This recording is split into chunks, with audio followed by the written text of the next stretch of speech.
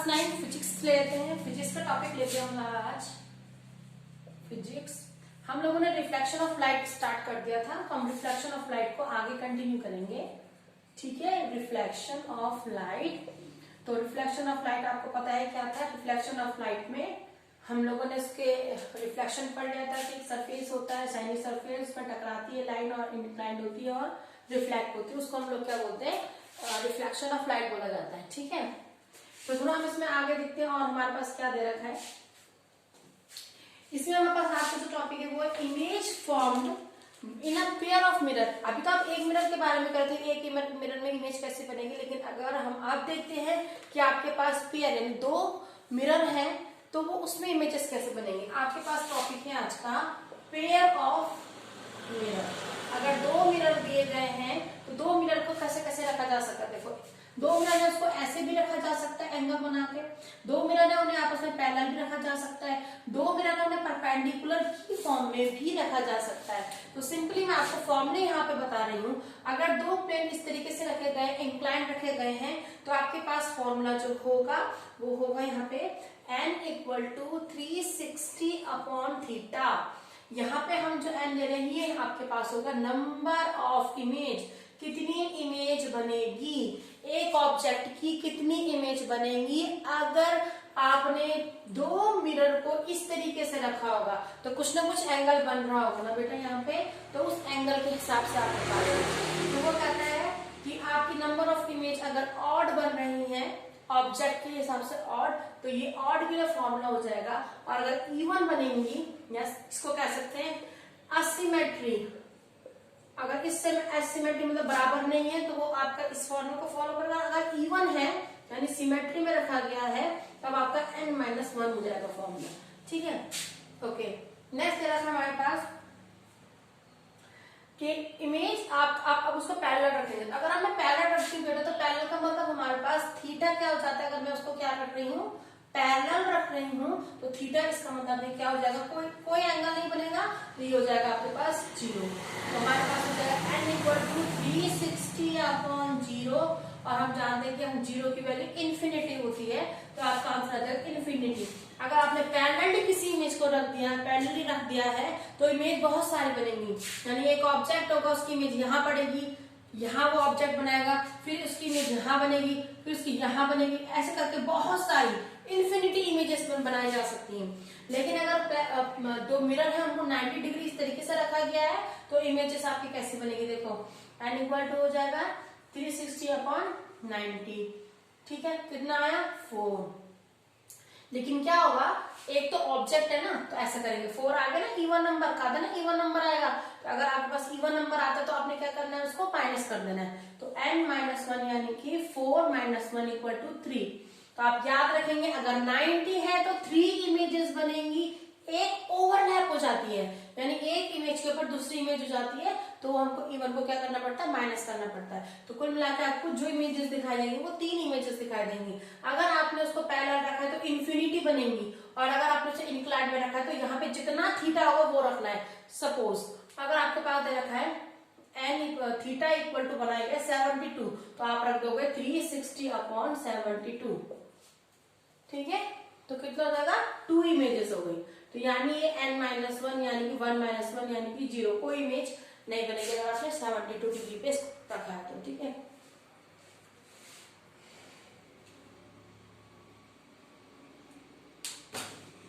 ये 72 सॉरी 5 होगा बेटा, तो हो जाएगा 5 - 1, ये हो जाएगा आपके पास 4।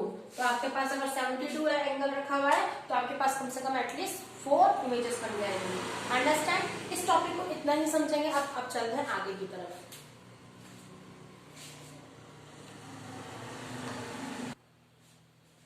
ओके बेटा, उसके बाद आपके पास जो टॉपिक है यूज ऑफ प्लेन मिरर। ये मैंने आपको होमवर्क दिया, आप घर में अपने आप से पढ़े यूज ऑफ प्लेन मिरर क्या दिए गए। ठीक है, अब आगे हमारे पास आता है स्फेरिकल मिरर।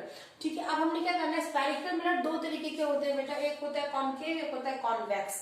तो कॉनकेव, केव माने होता है गुफा, तो अगर आप इस तरीके से किसी मिरर को, पहले तो आपको स्फेरिकल इस तरीके का मिरर है, लेकिन इसका जो रिफ्लेक्टिंग सरफेस ले रहे हो आप, जहां पे लाइट आपकी क्या करती है, रिफ्लेक्ट करती है, तो वो दो सरफेस होते हैं। एक होता है कॉनकेव, अंदर की तरफ, ठीक है, ये रहा कॉनकेव रिफ्लेक्टिंग सरफेस, ये है इसका, ठीक है, तो इसे कहते हैं कॉनकेव। दूसरा हो जाएगा हमारे पास, देखो यहाँ पे दूसरा बाहर की तरफ से, उसे कहते हैं वैक्स, कॉन्वेक्स, ठीक है, कॉनकेव कॉन्वेक्स, ठीक। ये जो मैंने ये खींच रखी है लाइनें, यहाँ पे आपने पेंट कर दे, आप पेंट नहीं करोगे तो आपको रिफ्लेक्शन नहीं नजर आएगा, ठीक है।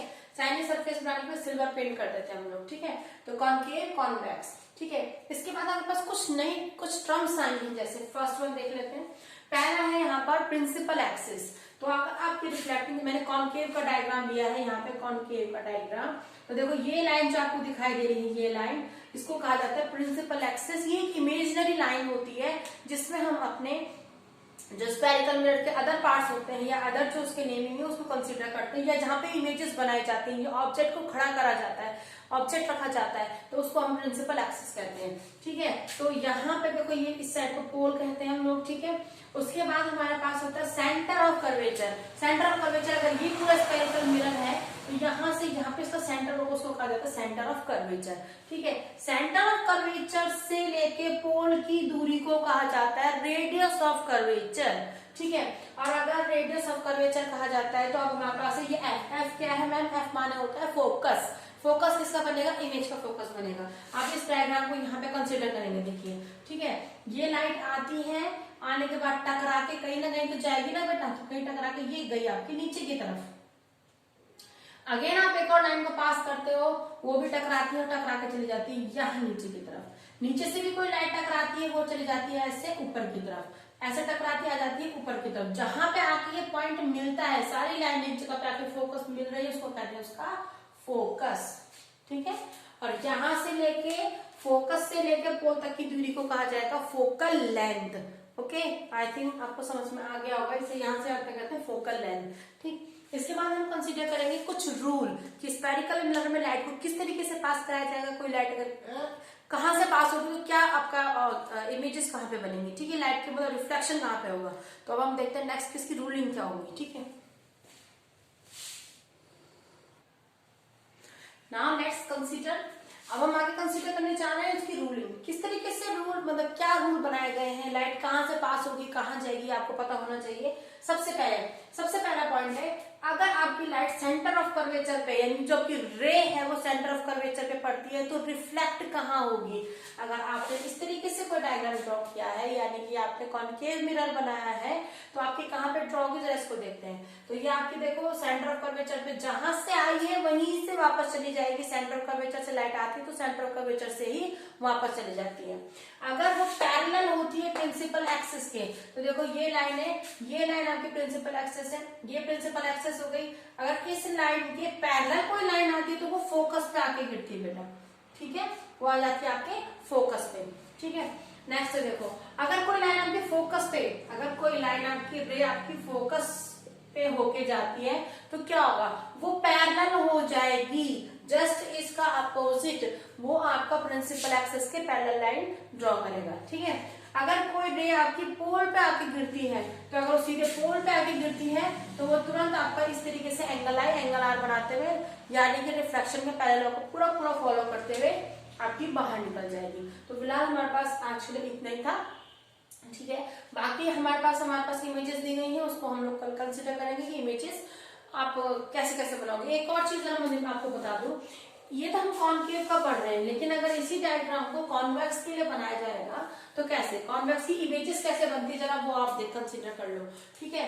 ये आपने बनाया, देखना ये रियल इमेजेस होती है, लेकिन अब जो हम पढ़ने जा रहे हैं ये वर्चुअल इमेजेस हुई, यानी वर्चुअल माने इसको आपको खुद को ड्रॉ करना पड़ता है, कंसिडर करना। देखो ये रहा, ठीक है, आपको पता है आप इस तरीके से बनाओगे डायग्राम, ठीक है, क्योंकि कॉन्वेक्स बनाने जा रहे हैं हम, तो कॉन्वेक्स अब आपका इस तरीके से होगा। देखो तो ये आपका प्रिंसिपल एक्सिस था, ठीक है।